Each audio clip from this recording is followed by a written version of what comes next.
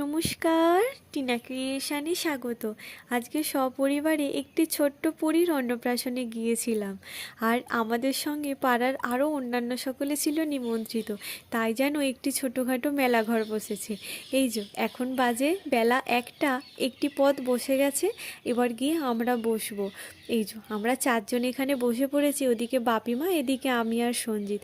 তবে এখানে এত ভালো ভালো আইটেম করেছিল আর খাবার হয়েছিল অপূর্ব স্বাদের।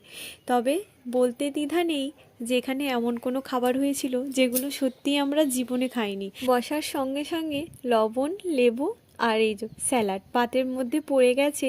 আর প্রথম ছিল একটি ওই লম্বা জাতীয় মানে ছোট কোনো একটি ফিশ ফ্রাই, তবে মাছটির নাম আমি ভুলে গেছি, সাধারণত তোপসে বা কিছু একটা হবে। সঙ্গে দিয়েছিল 2 ধরনের সস। এই যে এসে গেছে বেবি নান আর এই পালক পনির। নাম তো শুনেছিলাম, তবে পালক পনির এই প্রথমবার খেলাম, তবে প্রথম খাওয়াতেই বেশ ভালো লেগে গিয়েছে।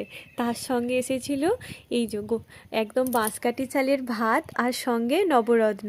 তবে নবরত্ন তো খেয়েছিলাম, এই মাখানা দিয়ে নবরত্ন কিন্তু আমি প্রথমবার খেলাম। মাখানাও জীবনে আমার প্রথমবার খাওয়া। এসেছে পোলাও, তবে এর সঙ্গে ছিল দই কাতলা। এই দই কাতলা কিন্তু সবার জন্যই ছিল, তবে আমি এই মিষ্টি বলে আমি ওটাকে একটু স্কিপ করেছি। সঙ্গে পোলাও, চিকেন অপূর্ব স্বাদের ছিল। শেষ পাতে পায়েস, মিষ্টি, চাটনি আর সঙ্গে